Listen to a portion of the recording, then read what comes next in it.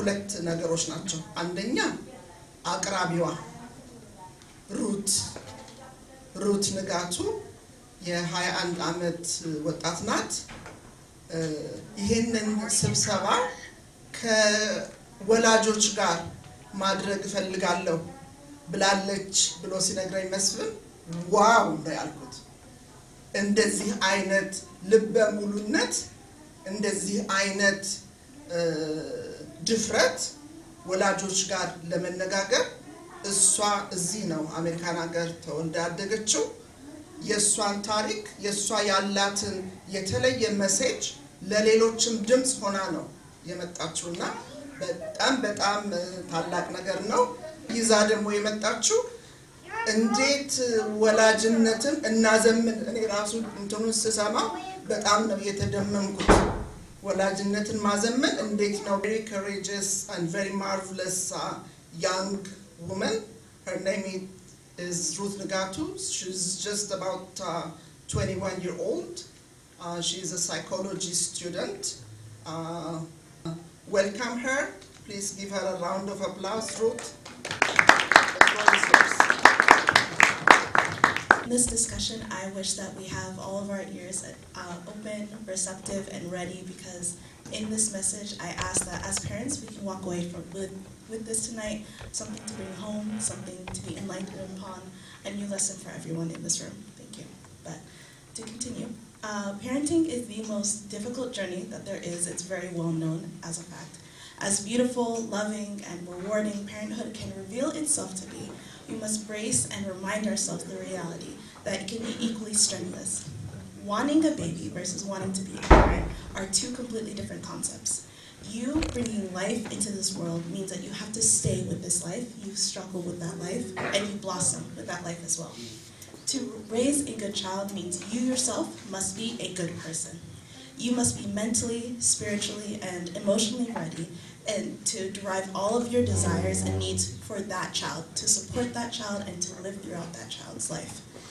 Just because you feel fulfilled over having a child does not mean that that child themselves feel fulfilled. When being a parent, you are not simply being a mother or simply being a father, rather you have created life, and in that life you initiate their purpose, you are a beacon for their love, and you represent how to create a walk with God. You represent what good household values are and how to know that love is at home at the end of the day, and you create a safe space for your children. One of the easiest ways a child can reciprocate these lessons is through mirroring.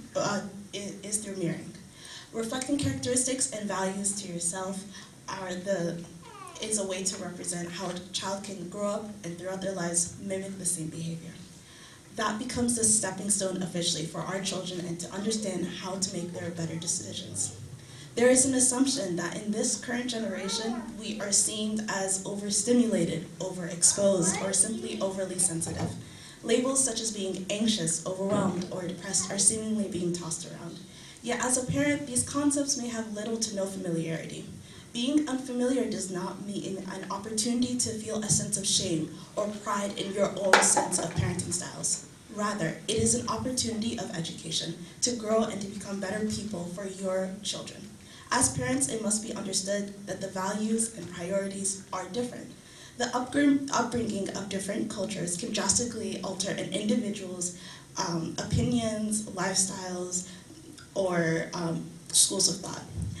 Children must be granted empathy and grace considering being raised in a two-cultured household, Ethiopian values and American values. One cannot be prioritized over or deemed better than the other. Rather, parents can be the source of learning lessons of Ethiopian values while understanding that their children can adopt more positive values from American culture as well. Oftentimes, it seems foolish that children of hardworking families have anything to struggle with. Everything is given to support the success of our children. There shouldn't be any doubting or integrity of your success or your work, or the trials and struggles that America had unfortunately had to offer. America may seem like a black and white comparison through our experiences of being back home, as adopting to such an extreme culture shock will affect each individual differently. While being back home, you had to survive. and you had to be strong at the end of the day. Maybe there weren't many options, maybe you're still grieving over what you've been through, and maybe you have found ways to deal with the most difficult of circumstances. But why must we separate and prioritize survival over healing? Possibly in a comparison to your own struggles, you see your child's struggles as minuscule, small, or meaningless or nothing. They are living the American dream due to your achievements, which has tremendously came through the worst of circumstances. However, your child has had their fair share of difficulties, and one of your jobs as a parent is to give them the sense of empathy, a place of security, and a safe haven for solutions. Now, instruction and respect is still enforced, but those factors must be established first in order to encourage the well-being of your own child. Imagine that you and your child are both athletic runners. You, on one hand, happened to injure your knee in your childhood and weren't given the time, attentions, or resources to heal. Due to this, it never set right, nor has it healed correctly. You have tried ways to compensate for that, and you are not what you used to be, but you still run regardless. That is fine, because you've understood that things like that happen in life and you continue on. Imagine that your child has developed intestinal issues without anyone's knowledge, and while running together, they tell you that they are struggling.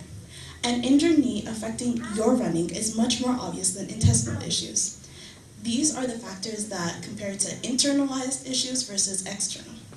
What you don't see in digestive issues, they cause abdominal pain, cramping, and it affects how much they can eat. This then also affects their energy levels as well. Neither issue is worse than the other, but both need their own time, space, to have the proper attention and healing needed. There is always a source and always a reason for struggle. Dismissing these very real problems our children go through hurts their perspective of the world, jeopardizes the trust that they have for us, and affects how they learn to cope with their own issues in the future.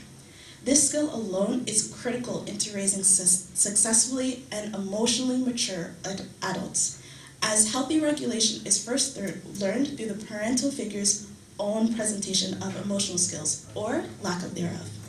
By acknowledging your child's very real struggles, you're not dismissing your own issues or efforts and journey.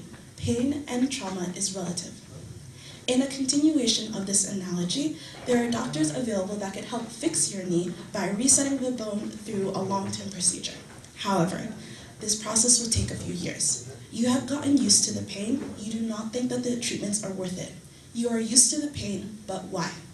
Familiarity doesn't always equate to something beneficial. Rather, this is the deliberate creation and resignation of an unhealthy habit. This familiarity is detrimental to your own well-being, which is holding you back from betterment, holding you back from being a better person for yourself and for your children.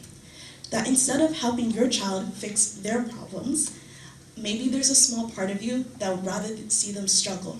As odd as that sounds, maybe it is an attempt to equate hardships as lessons, hardships that justify the pain that you have gone through on your own time. When a protector, a support system, a provider tells their child to simply get over it, in addition to whatever hardships the child has gone through, they are being robbed of a caregiver. In that moment of need, that child has become emotionally abandoned. A parent that then isolates oneself in the identity of being a parent alone will not succeed. They cannot let go the need to be needed by their child. And this cannot last because eventually our children do grow up. This compulsive nature and attitude parents often inhabit restricts any potential for any authentic, true, real relationship.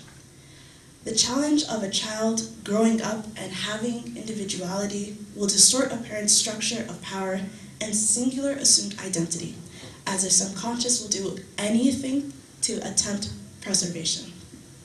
We must then ask ourselves, what is the true intentions of our reactions? Unintentional mistakes need to be confronted regardless, because in the grand scheme of things, if your child is being affected, it is then your obligation to take care of that need. That is what you've signed up for as a parent. A mother or father might have the desire to vicariously live through their child or feel more completed themselves. Obedience from children is not given through force or conformity. Rather, the most committed type of obedience comes from an outcome of willingness from the child. Just as financial support, such as providing the food in a home, is critical to a child's development, the child also has emotional needs that need to be tended for. Child development is not solely physical. There are internal, emotional, and spiritual needs. When a child confronts a parent about their personal struggles, this is a result of two reasons. One, they are seeking an opportunity of vulnerability. There is hope that as a caretaker, you can enlighten help or enlighten a reason to push forward through their problems. A parent must never underestimate this, or the child's trust and expectations can severely be altered and affected. Two, they believe that they are strong enough to face someone they still deeply care about and attempt to break the cycle. The child needs a change for the better, for not only themselves, but for the parents as well. Children, regardless of age, are the most receptive to a parent's undealt with trauma. Healing is not meant to be simple. It is meant to have our full attention, and it is meant to have its own challenges. That is how the impact can be the most permanent. And as accidental or intentional our mistakes can be, we must first cope and process our own pain so we can prevent ourselves from projecting onto our loved ones. Your strength is how you handled your own trauma, but we cannot use it as an excuse to emotionally neglect your children. This avoidance way of dealing with predicaments, problems, or issues that may arise in your family makes a trauma more severe for both you and your child. Our children are never trying to enable us. The excuse of no one being diagnosed back home cannot be taken into argument because, simply put, everyone went undiagnosed. Anxiety meant feeling shy, nervous, reserved, or antisocial. Depressed was being upset or having a bad day or feeling unmotivated. Different behaviors and struggles were deemed as anything else but needed medical attention. At some point with all diagnoses, you have a period of discovery, you have a period of research, and then you have a period of diagnostics. In this day and age, we are currently in the age of diagnostics, and public awareness has just started picking up. Don't see modern medicine as your enemy or doctors trying to enable non-existent problems for the sake of money. That is not their job. Rather, this development that God has gifted us to use. We shouldn't shun the usage of modern medicine, as God gifted mankind this as a blessing. We share His likeness as we were made in His image. Using our gifts allow us to glorify His magnificence at the end of the day. We too can heal, and we need to heal ourselves. Medication or even seeking professional help should not carry any stigma if you wish to prosper as a family. These are simply tools to a bigger picture, the ultimate will and plan of God.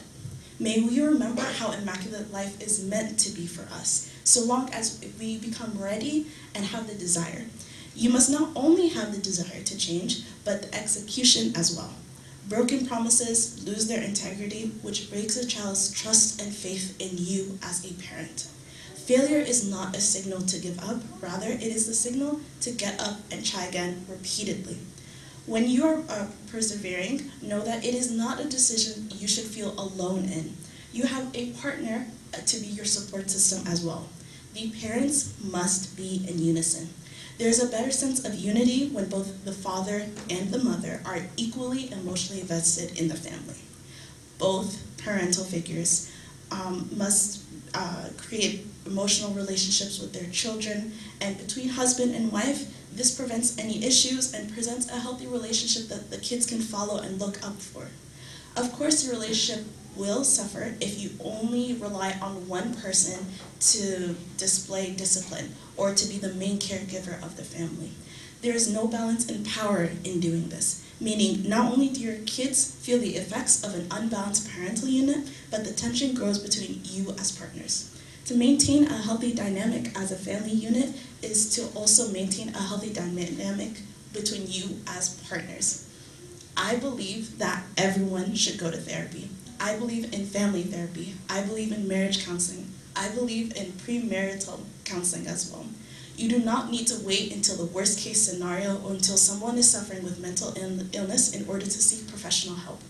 Prevention is a much much easier, much better, and much more accessible than a cure. In adopting a parenting style, make sure to exercise through your role as a parent. Don't solely instruct. Children are naturally curious and they are just discovering their own abilities of critical thinking in the future. When doing this, rather than instructing, give them explanation, give them reason, not simply an excuse as because I'm your father. There is no reason behind that statement. Inductive discipline refers to a discipline style that involves discussion and it involves reasoning. In other words, parents explain the rules, actions, values, and expectations, as well as the consequences for their children's behavior. The objective of inductive discipline style is to encourage the development of self-discipline that your children will learn one day or another, and it is better to introduce that capability earlier than later. One of the major characteristics of this type of parenting style is rather than imposing rules on children, parents are willing to discuss, explain the rules of the consequences if they are transgressed.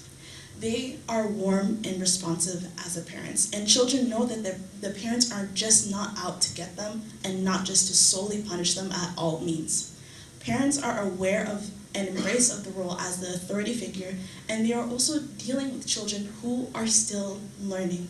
Kids are still learning how to be receptive, how to follow rules, and at the end of the day, we must be representative of how to be better and how to be more tolerant. There are 7 steps to follow along with inductive style parenting. 1, the more your child feels like they have been treated with respect, the higher the chances that they are going to follow the rules that they are given and set. For example, explaining to your child that they need to be home at a certain hour before coming home later is dangerous and worries you as a parent is much more effective than simply setting the rule for no reason and no negotiation. The good news is that this first step is also able to apply for toddlers as well. For instance, simply telling your baby, don't touch, it's hot, you'll get burned, gives reason for a child to step back and understand they're introducing a self-awareness of their actions and why you are representing that rule. Curiosity fed with anything else without reason will not be satisfied for kids. And they will end up finding their own means of gratification. And in that own means of gratification, they will either break any rules enforced or place themselves in danger. No matter the age, children can still learn. Number 2, it involves setting clear rules and clear consequences if those rules are not met. For instance, in the example above, your child should know what are the consequences will be if they come home later than the agreed upon hour. But consequences can only work if they are consistently applied by both parental figures. If there is a behavior for which the consequence yesterday is different and ignored today, your child will receive mixed signals which prevent them from understanding exactly what is expected from them and will prevent them from learning better. Remember that the natural and logical consequences, whenever possible, always work best. For example, if your child never finishes their homework correctly, but they happen to be distracted on their phone or on the game, a natural consequence would be allowing them to play that game only until that homework is done. So consistently following through the expectations and representing those expectations as well. Number 3, inductive parenting revolves around empathy for others and helping your child learn how their behavior affects others and their home. This can encourage them to learn to think before they act. Have patience, as developing empathy takes intention and time for these kids. Promoting kindness and empathy is easy to be represented through your home, such as using I statements, such as I feel unheard, rather than you never listen. There's a difference in tone and perspective in representing how you feel in that moment. And validating your child's emotions, because at the end of the day, it's the first time experiencing many emotions. Your child may feel frustrated, and it's such a big emotion for them because they're still learning how to emotionally self-regulate. And genuinely learning how to apologize to each other, when to apologize, and how to apologize, and to console the situation. Number 4, a growth mindset allows focus on the future and our solutions, which is an easy way to help your child change that mentality from a fixed mindset into an unchangeable one. Using language such as, what do you think you can do next time? How will you react next time? And what will you do differently? Gives a child an opportunity to be better by their own decision-making and responsibility. At the end of the day, as a parent, picking your battles demonstrates how you prioritize a relationship with you and your child. Not everything is an issue. Do not make everything an issue. What really matters to you at the end of the day? What are your non-negotiable values? By being clear what you expect from your child, it will make it easier to identify the areas in which you can be more flexible. Be willing to negotiate, as whatever concern involves your negotiable values. Number 5, letting your child participate in demonstrating the consequences for their behavior. As your child grows older, let them participate in demonstrating and determining the consequences of their behavior can be a highly effective discipline strategy that can help reduce conflict. For example, when setting rules, you can ask your child, what do they think will be a fair consequence if a rule happens to be broken? And number 6, emotions do drive behavior. What we often describe as inappropriate behavior is usually the sign of a child's inability to self-regulate, or if they happen to struggle managing their emotions. Strengthening your child's emotional awareness is therefore a very important component in inductive discipline. A child struggling with these big emotions, such as anger or anxiety, will often lash out, act out, become aggressive, or go into a meltdown in an attempt to deal with these emotions. But if they are taught to identify these different emotions, understand how these emotions feel in the body, and come up with effective coping mechanisms that can prevent them from lashing out again, they will gradually learn to deal with these difficult emotions by themselves. And as parents, you are the first source to teach them that lesson. And number 7, inductive parenting involves giving your child greater decision-making autonomy. The more that they feel that the decision is their own, the higher the chances that they will follow through with that. If they are forced making a decision, they are less likely to repeat that action, regardless if it is a good decision or not. For example, letting your child decide when to do their homework or what age-appropriate chores that will then reduce conflict. Research has shown that encouraging independence can greatly increase a child's resourcefulness and problem-solving skills. That said, it is important to provide some form of structure if you allow your child to participate in these decision-making processes. For young kids, this can mean providing several options for them. This could be during meal times or activities. Or with older kids, this can mean setting up some sort of limit. For example, you could say your homework has to be, you can do whatever you want, but so long as your homework is done by 6 p.m., then that could be the limit. Remember to outline the consequences if your child does not follow through with them. As your child grows up, it is a natural desire as a parent to want them to succeed. Even academic success is one of the first achievements that children can create and be proven by. Encouraging success and nurturing your child's interests versus demanding an expectation are very different aspects. Being a parent means being a support system first. If you solely prioritize your children's success, then you do not see your child as a child in the flesh. Rather, you see achievements, you see grades, you see something to brag and be proud of, and you end up objectifying your child. This mentality speaks on you as a parent and how you wish to be perceived. Your child is a growing person. They are human. They make mistakes. They need love. They need reassurance. They need guidance. And most importantly, they need a protector first and foremost. And that is the job that you need to fulfill as a parent. When walking away from tonight, I wish and ask that you have something to bring home. Something that you can reflect on, or a new discussion for your family. I wish growth and change. I wish open-mindedness and being a support system that your child wants and needs. Awareness is the greatest asset and agent to change.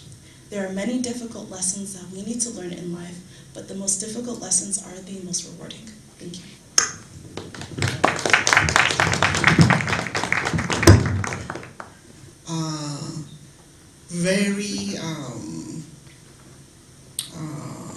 For lack of a better word, very valuable. ideas, reflections from your personal experience, but also from what you have gathered from others. So most often parents, including myself, we think that we are in control. We are in control, we're on top of everything, and we are watching every moves of our children. But one of the things that we should be aware is that our children are all the time watching us. When we're saying, they're saying, oh, I'm also watching you. So whatever we are doing, we are modeling a behavior. So I think from what Ruth said, I'm not trying to summarize anything, but what's really like most outstanding for me is the importance of having this holistic approach to parenting. We should not focus only on the physical aspect, but the mental, the emotional aspect is a huge unmet need in our community. So parents, we have to be aware. So awareness is a very important step about understanding the wide range of emotions that our children are experiencing and being attuned to their emotions, acknowledging their emotions, and also guiding them on how to process that every day so that they can become emotionally very mature and very successful. To be successful is not only the academics that's important, and most of the time as Ethiopian parents, we tend to focus on the academic part, but having raised like emotionally intelligent children is a huge contributor to success. So that's very important. And having like our place, our homes should be homes where children feel at peace, feel loved, feel encouraged, a place for empathy. So always, usually we want our children to listen to us and to see how much we are striving to attend their needs. But we have also to be in their shoes. That's the empathy part. To be like humble enough to stand in their shoes and to understand the different emotions they are going through, and to validate their emotions and to give them guidance on how they can regulate their emotions. And by regulating our emotions also, they will see how we are handling our emotions, and they will learn a lot from us. So raising successful, emotionally mature children, it's a journey. So there will be like a lot of pain, but processing pain, that's also like a very important idea. It's a very important issue that Ruth raised. So we have to be able to identify when people feel traumatized, or when our own children are in pain, and if need be, there are resources. There is also a mental health resource, and also professionals around us. So seeking help. So we have to overcome stigma and be able to seek professional help whenever needed. That is a very important act. And also like playing that balancing act between the Ethiopian culture and the American culture. So one should not be prioritized over the other. We have to be able to identify important values from both cultures and help our children to get the best out of both cultures. And the unity part is very important. When there are like two parents, when raising children, like the importance of both parents being actively engaged in raising the children, and emotionally being available is very important. And she has said a number of things about discipline. When we talk about discipline, it's not the Habesha way of disciplining children, where we're saying like, you have to do what I'm telling you to do. There is no negotiation. So we have to create that room to really explain why. Whenever we're saying like X, Y, Z, we have to be able to communicate why we are expecting our children to do things this way or that way, and what the consequence of like not following what we are saying is, but also giving a room for them to negotiate. So that's very important. So with this, I think I will open the floor for reflection, for questions. You can also ask questions in Amharic. Yes, Connor. Yeah, my question is, I believe Ruth is not just a young girl, because she's speaking authoritatively about a very important idea. What is the authority of your presentation? Is that from schooling or experience? I know you're not a parent yet. Please tell us what is your background in terms of. I'm not trying to be a parent, but to answer your question, it comes from a lot of sources, I would say. As I can first say that every parent makes mistakes, and that is okay, so long as you try to reconcile and be a better person out of it. So it is experiences from my own childhood, it is from reading, it is from wanting to imagine a better future for myself, and envisioning myself of how can I be a better parent, and any mistakes that I have internalized, I don't want to repeat that for my children. So it's having the awareness of my own experiences and recognizing that I have my own mistakes, and it is better for me to confront my own trauma and my own mistakes and my own experiences. It is better for me to confront them now rather than when it is too late and I become a mother and I don't treat my child the way that I would want to. So long, it is awareness at the end of the day. And what I say about awareness is that it is accessible regardless of age. So you can achieve awareness tonight, you can achieve awareness 10 years from now, you could have achieved awareness 20 years ago, and it doesn't matter. Awareness is something that is a universal experience, so I would say that I have achieved awareness over what I wish to be as a person 5 years from now, how I wish to raise my family, and it is from my own experiences, even from my parents. There is some very beautiful parenting that I have received from both of my parents, and there's certain things that I've picked up, and there are certain things that I would like to apply for my own family as well. So it is through experiences and it is through reading, essentially. Yeah. Okay, there is a question from the online. So the question is, how do you think parents can handle a very stubborn, rebellious, and aggressive teenager?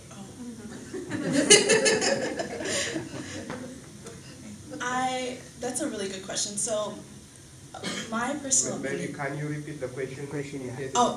How can a parent deal with a stubborn, rebellious teenager? Yeah, aggressive teenager. Aggressive teenager. So I believe that whenever a child lashes out, regardless of age, there is always intention and there is always reasoning. Maybe it is from a lack of feeling understood. Maybe they are responding or reflecting what they wish they want from a parent perspective. So as a parent, if you have a child that seems to lash out, you have to ask yourself first as a parent, is there anything that I'm not giving my child? Is that emotional needs? Is that bonding? Is that quality time? Am I not validating my child through their own experiences? Are they in pain? Are they hurt? Are they struggling in school? Are they going through something that I don't know? Because I can guarantee you, there is, as a parent, there is more to your children than you assume. They are going through something that they just happen not to tell you why. It might be they feel invalidated over their experiences. They are scared over your reaction. Maybe they want to have that vulnerability, or maybe they're not ready to have that vulnerability with you yet.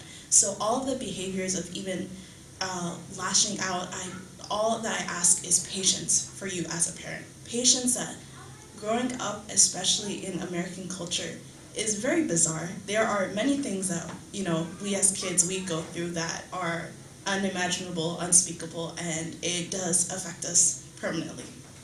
Unfortunately, as much as America does provide their opportunities, I would just say, at the end of the day, if your child, I feel like a child that lashes out at you, there's a small internalized feeling of comfort. You are their safe space. There is a reason why they are lashing out at you, because you represent that safe space to them. If they have an attitude, it's not necessarily to be rude or mean, but they have that safe space in you to lash out for that reason. So as bizarre and opposite as that sounds, they feel the safe space by you, and that's why they are lashing out as you.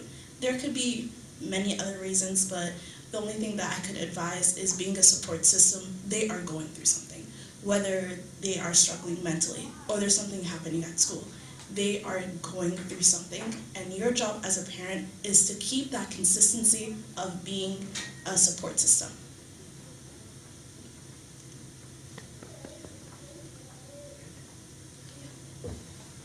I think you can also take it a little further, because the very reason that teenagers or adult children lash out at you is because you, in their earlier years, have not taught them how to communicate when they don't like it, and how to communicate when they like it. So again, a large part of the responsibility goes to how we are doing parenting from early on. That's one. Secondly, the parents like us who grew up in Ethiopia and came here, the way we cannot rear children the way we are reared in Ethiopia. Life in Ethiopia, rearing children in Ethiopia is totally different from that of here in the US. So when we come here, we have to learn how children are supposed to be reared here, and then create a safe space, as you rightly say, that we talk to our children, we give them the space to communicate anything that happens to them, because a school is a good place to learn. Remember, a school is also a jungle, because there are a lot of wild things coming from the school, which we cannot think of. Therefore, the key thing is, first of all, the culture. There is a cultural shock between the Ethiopian culture and the US culture, and that we have to create safe space for everyone to discuss that, even to recognize that and discuss it. And what is more, give more safe space for the kid, for the children, to talk about their experiences in school. Otherwise, what will happen is, the other guys from the school, the smart guys, with different gadgets included, are going to take away the kids away from us. And therefore, we have to make sure that our children have safe space to communicate with us, even on personal things. You have to go to that level. Give them space to discuss even personal things, because there are certain personal things that cause major emotional disturbances to youngsters. So again, my advice is for parents, particularly those who came from Ethiopia, learn parenting. Parenting here is different. And create a safe space for the children to grow, having confidence in presenting their emotions, presenting their issues, and then learning to communicate with others. And in this connection, all of us should be reading the book called Emotional Intelligence. Emotional intelligence is what you need to survive and succeed in this part of the world, and in fact in any part of the world. So thank you for the well-researched presentation. By the way, it's very well-researched. It's not only an experience, but a well-researched thing. So thank you for that. Thank you. To comment on that, I 100% agree. I mean, whatever age your child is now, it is never too late to initiate communication and to consistently keep communication. Obviously, it seems easier when they are younger just for the sake of habit.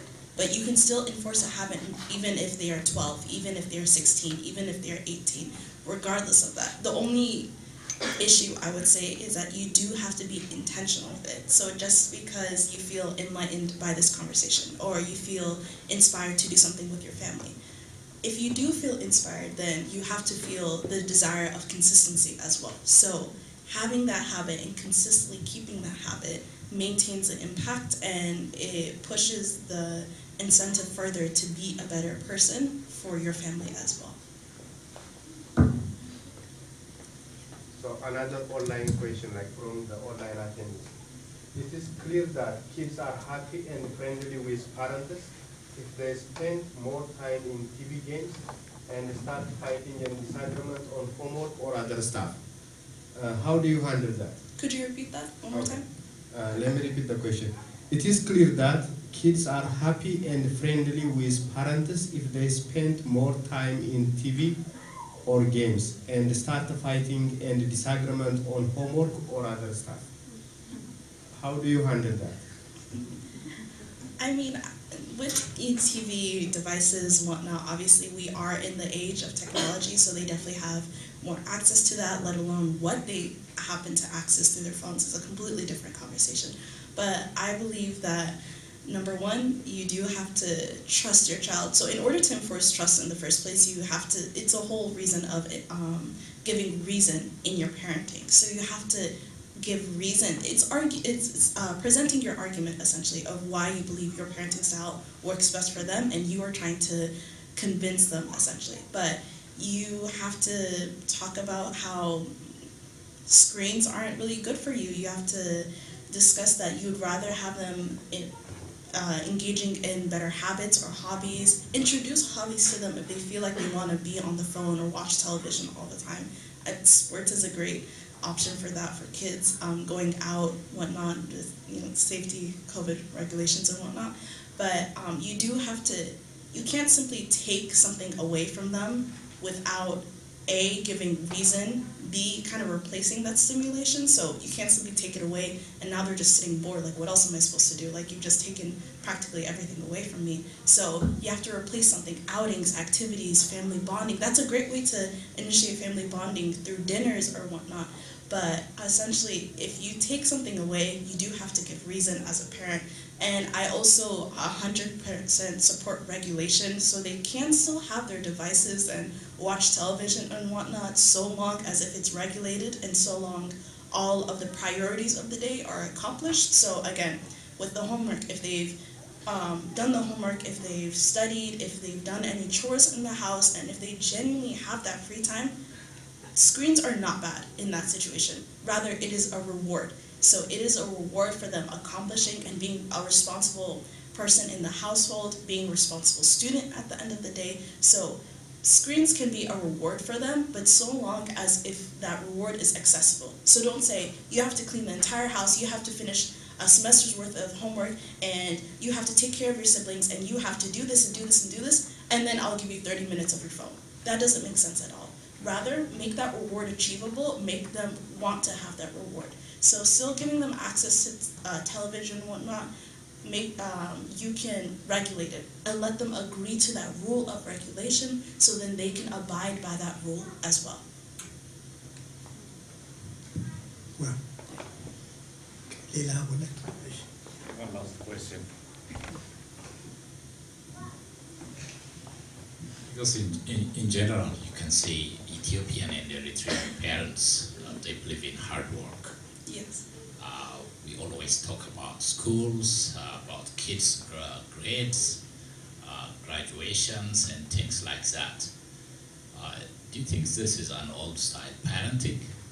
Because, let me finish one more time, because the new generation, they are talking about Elon Musk, Bill Gates, college dropouts, they are billionaires, and they are dreaming something different. There is a big disagreement between parents and the kids.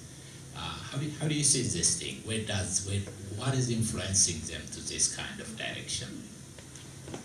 Well, as I said earlier, so we are in the age of technology, social media. So oftentimes you do see like people, going viral over having 6 figures as a YouTuber or media content creator or whatnot. But the thing is, with that media, it becomes so mainstream. So one video or one person just happens to be successful over that, and then becomes so mainstream, it begins to spread. And that's what happens when something becomes viral. So the idea becomes more blown up than what it seems to be. But that person that happens to go viral doesn't talk about the actual labor that it comes to it, the luck that they happen to get with media and whatnot. So it is not, we need to remind our children that online dream is not something as attainable as it seems to be, because at the end of the day, it is social media. So social media is tailored for attention, tailored for something to go viral. So everything is cut exactly how it is, where it's presented. So it's not the whole entire picture. And children, the younger that they are, unfortunately, they don't really seem to understand that, which is why viral videos, they don't seem to be true, but they are, and they believe that they are, they're not true. So it's like believability, unfortunately. The younger that they are, things go viral. Your children, they want to be a YouTuber now, or they want to explore caves or Minecraft or whatever. I wouldn't know, but essentially they do need to understand that with media, this is why media like that, my opinion, needs to be regulated. If your children have, small children, if they have some sort of tablet or whatnot, my opinion is get rid of it. I think that you can have a phone maybe until middle school or something like that, but if they have a personalized tablet, you can't really control what they happen to watch. It's an algorithm at the end of the day. Even with the parental controls, sometimes videos pop up and it doesn't give benefit for your child.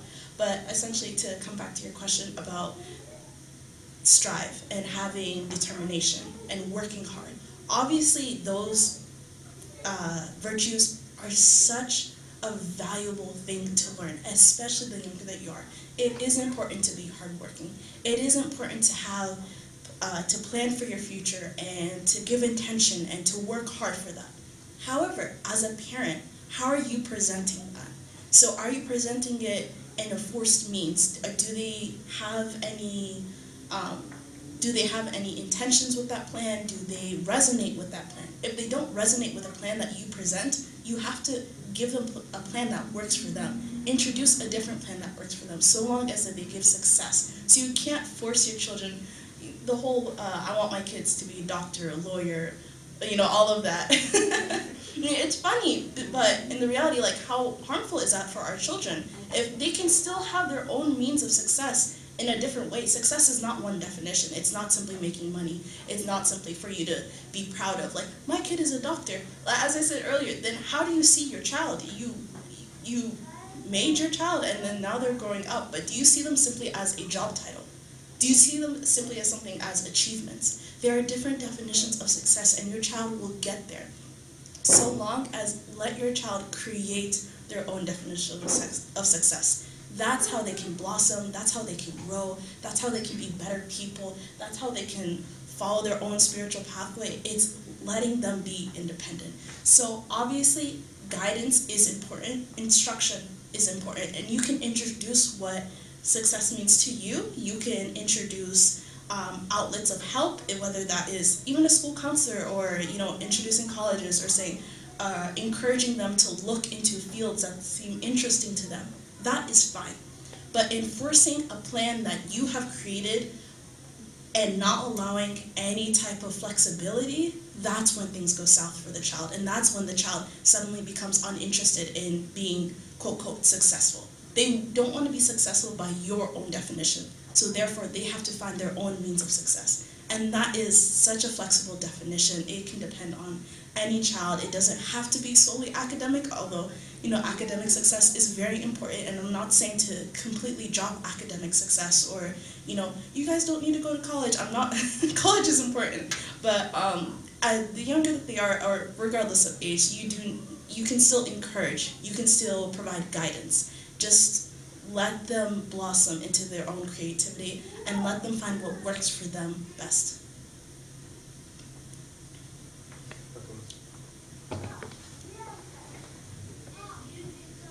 This is another online question.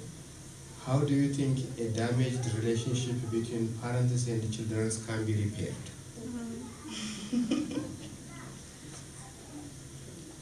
It is a very hefty question. It's a very important question, and I'm very glad that question was asked.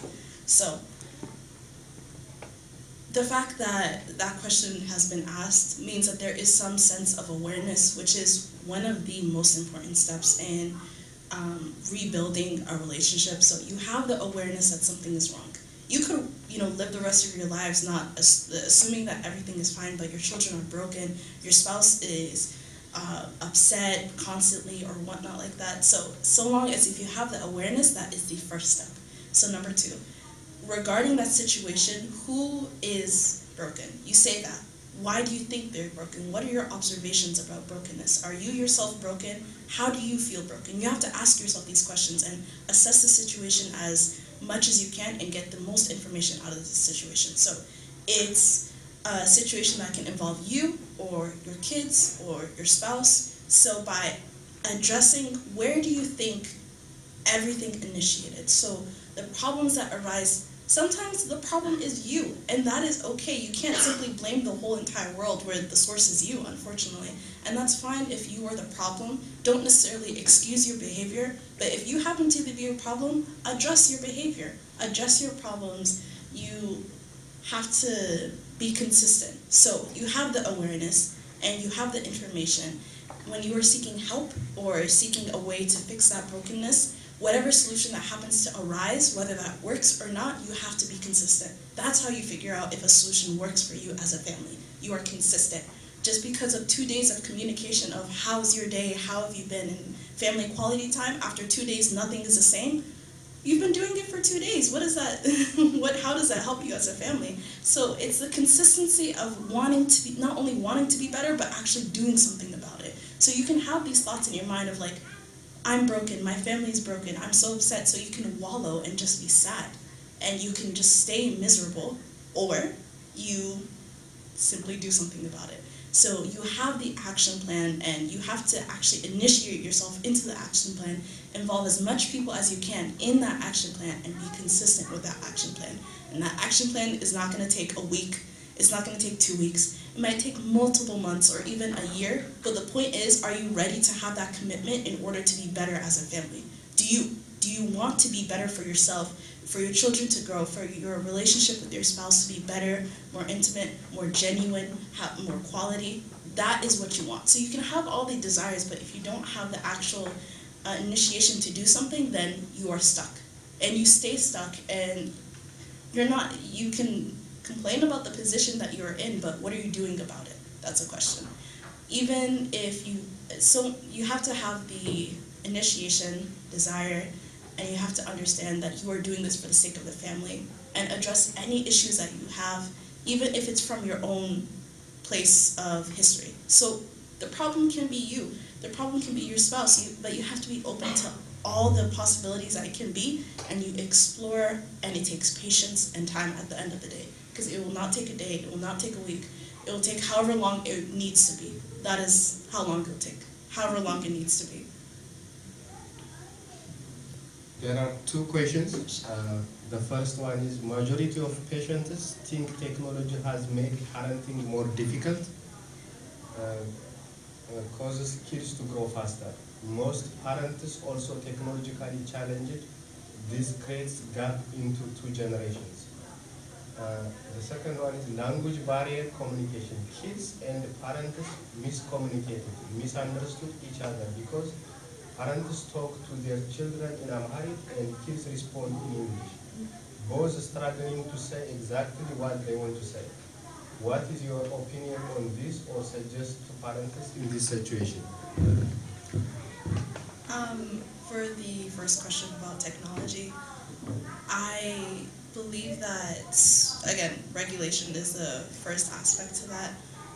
If kids that have a bad habit with regulation, they will often stay up past hours of when they're supposed to be sleeping. They lose sleep. They're on technology too much, so they're lacking the habit of self-regulation. And if they happen to be lacking in that habit, then that is when you as a parent, you get to step up and you get to enforce rules, and then they will follow so long as if they agree to the rules. I don't think necessarily technology is 1,000% bad. I think it's bad when we happen to use technology wrong. So if we're using technology wrong, if we don't have the right regulation, if unfortunately kids happen to find things or the internet pushes some type of algorithm where videos aren't the most educational, then there are certain things that we can't control. But what we can control is rules enforced in the household. What we can enforce is regulation, how to teach our kids regulation. So technology, not 100% the worst case thing. You can use it to your benefit even.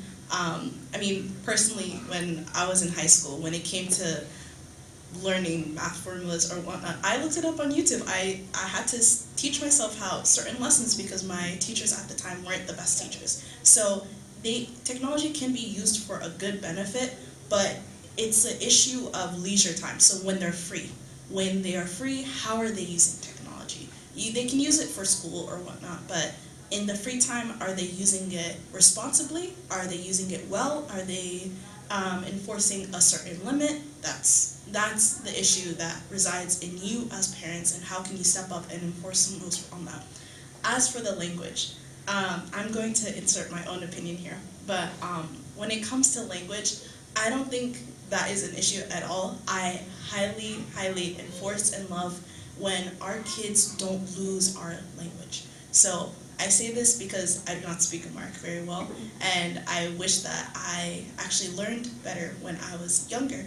But I think that it is fine that the parent speaks a different language, so long as if there is some sense of understanding. You might not understand like slangs, if anything, but if the child is speaking English, that's great for you because you get to learn English. If the child doesn't fully speak Amharic, that's great because then they get to speak Amharic. So you're enforcing like a bilingual household, which is great. I mean, who doesn't need to?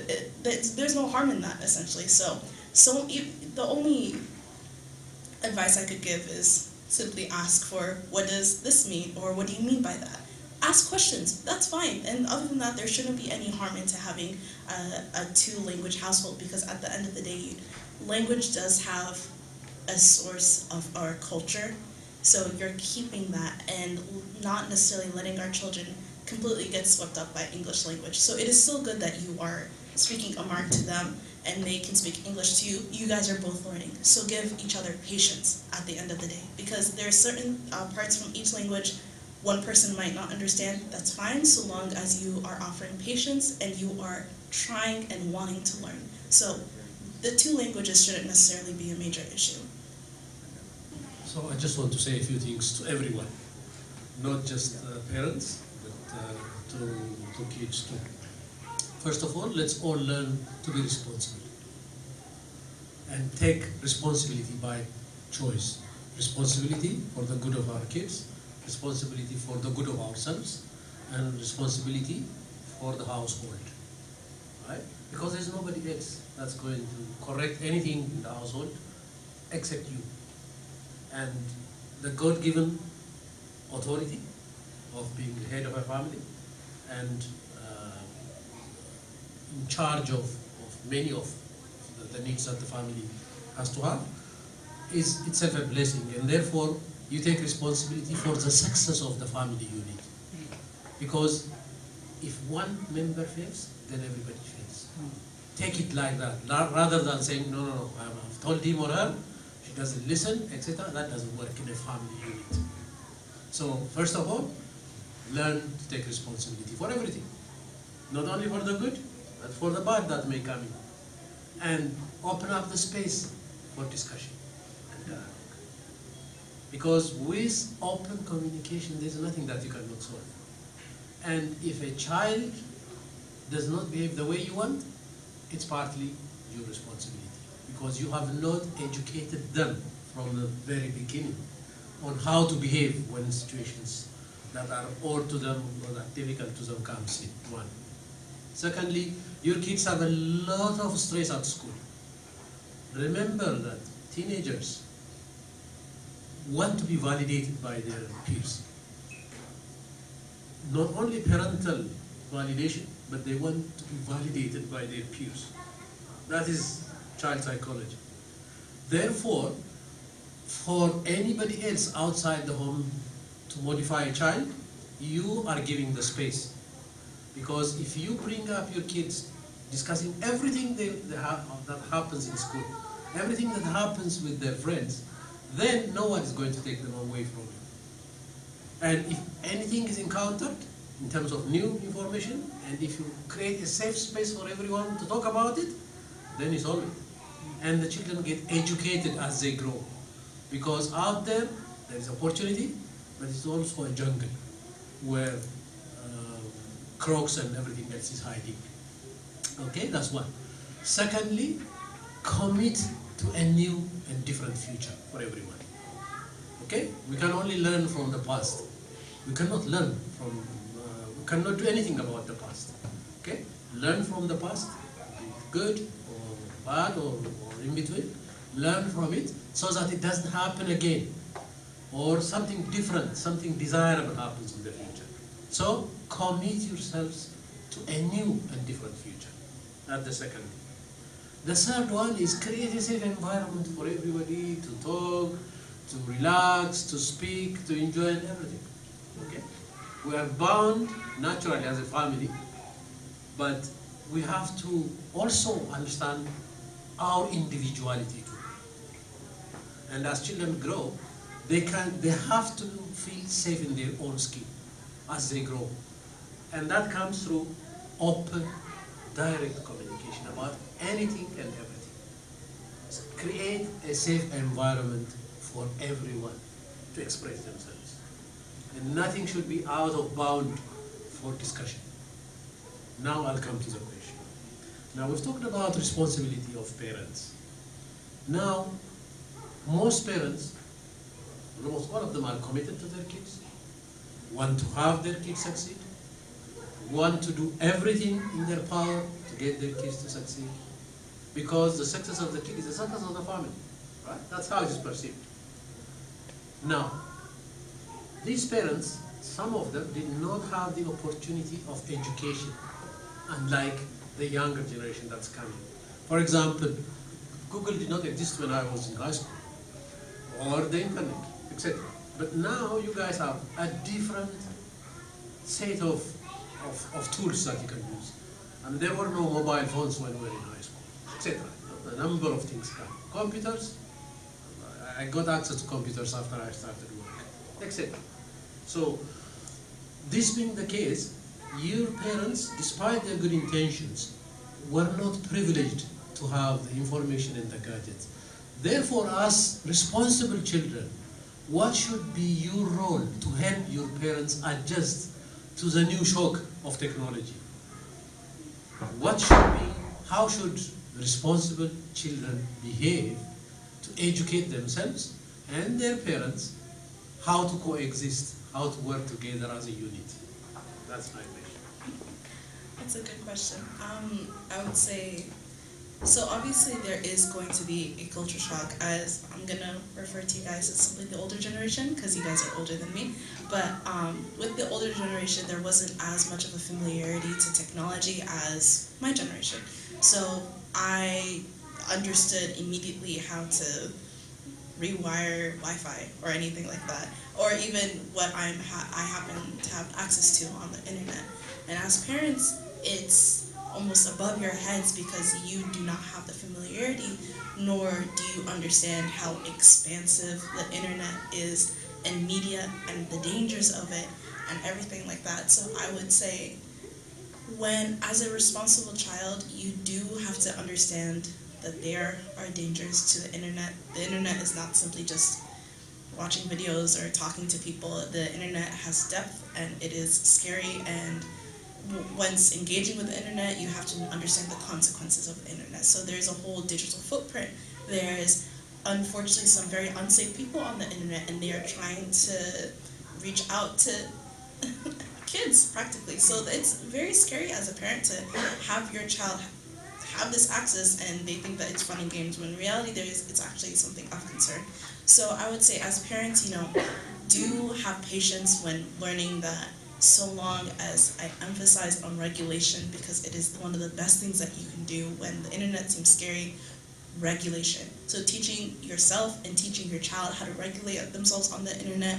The whole, me personally, I wouldn't suggest anyone of a child of a very young age to have their own tablet.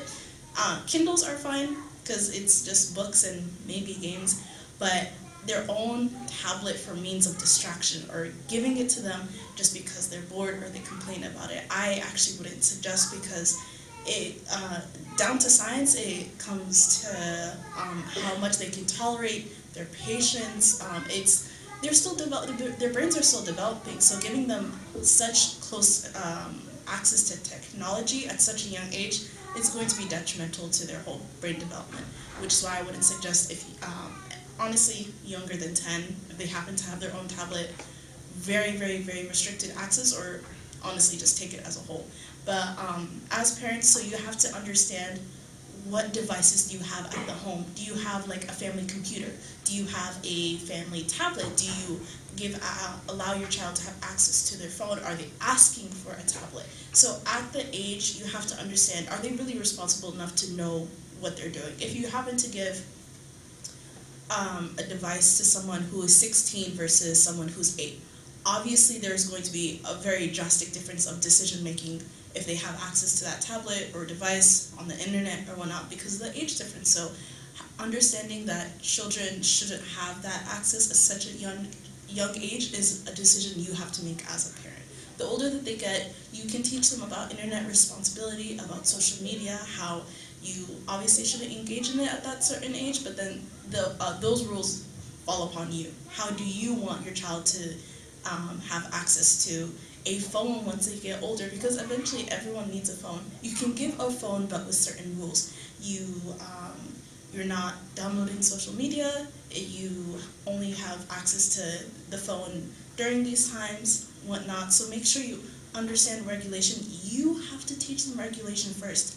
They are not going to teach themselves. They have to learn it from somewhere, so you have to be that source of regulation. You have to be the source of understanding that the internet, as it is, can be used for its benefit, but warn them in advance why regulation is important. This is the reasoning of that parenting style, inductive parenting style. You say why.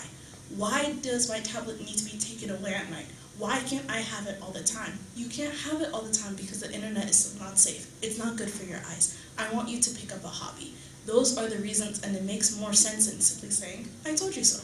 So regulation and patience for the parents to understand how the internet can be used for a benefit. Don't completely cold turkey take it away, because as parents, that's what we want to do, simply take it away as a whole. But patience and learning that it can be used to your benefit as a parent. And the child needs to learn regulation from somewhere, and that source has to be you at the end of the day. And your advice to the kids? For the kids, it's a lot of things on the internet are tempting. I would say that if you engage in something that seems wrong, eventually you'll come to the point of either guilt, or it's really not going to benefit you, or even to the point of boredom. There's no benefit at the end of the day. So for the kids, I advise, understand the definition of long-term versus short-term happiness, so that gratification. Are you really going to be gratified by being on that site that you know isn't good? So you have to challenge your own critical thinking. You have to adopt into critical thinking when you happen to be on social media, what you post, what you interact with, who you interact with to a point.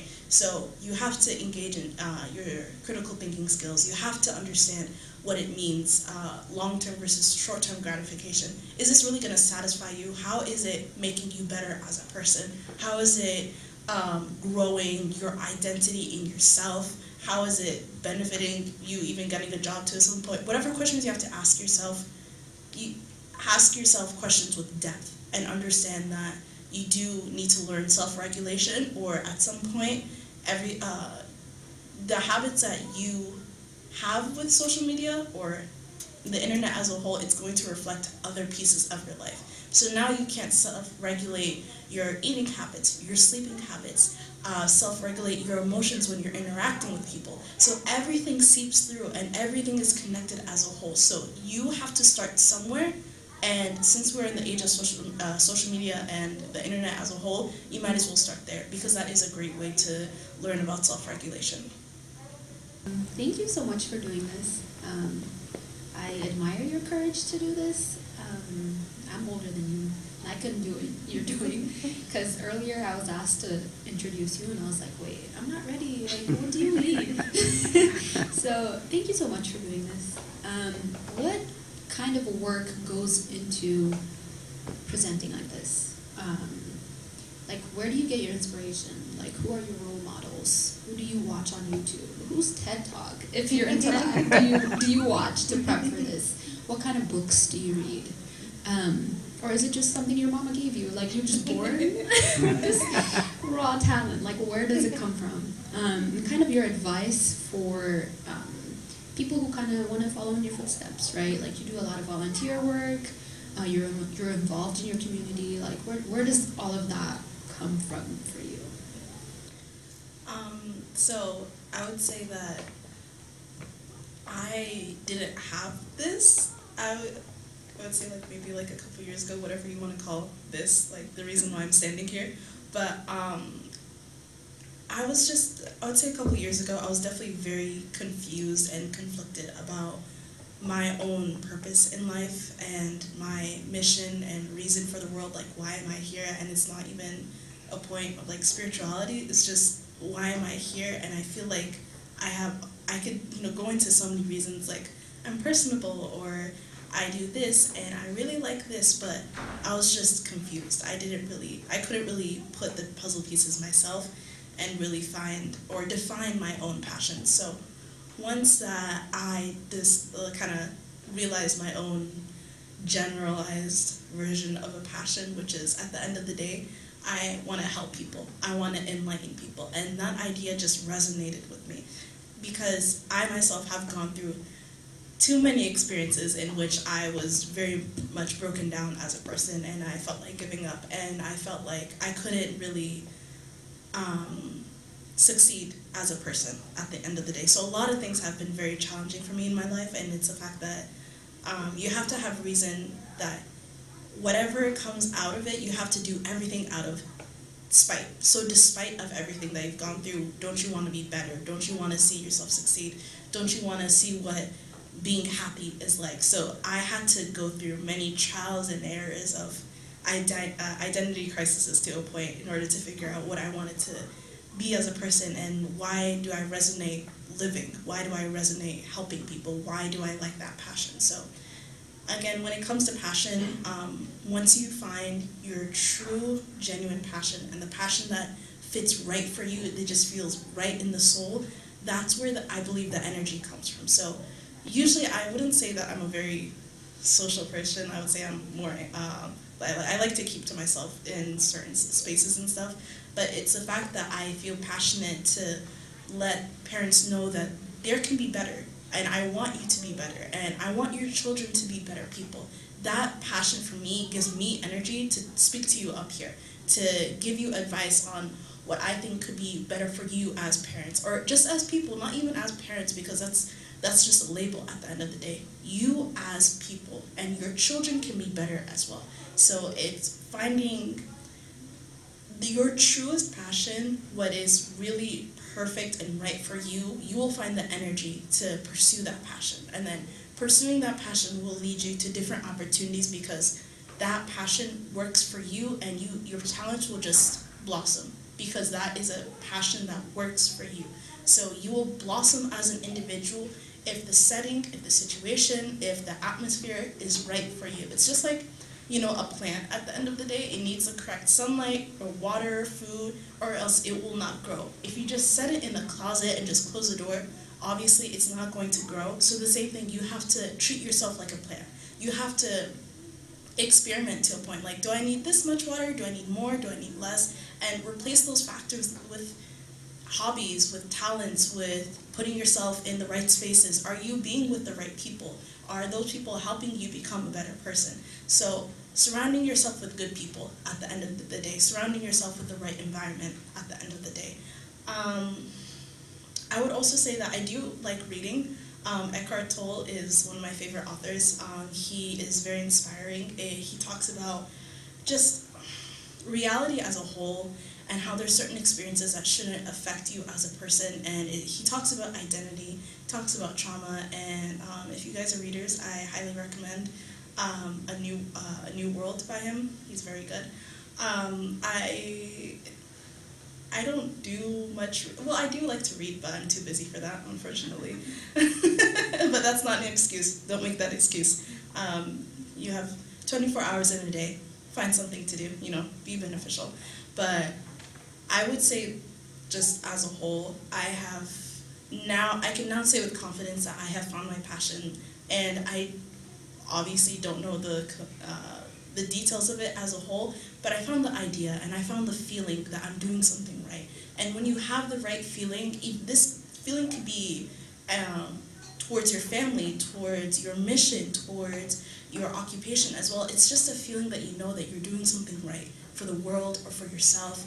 And at the end of the day, you find that feeling, you fight for it, you keep it, you hold on to it, you nurture that feeling that you're doing something well and correct. And at the end of the day, everyone has their own personal mission. I can't tell you what your personal mission is, because therefore it wouldn't be a personal mission, so that is up to you to decide if you want to be a better person and build yourself up towards grace.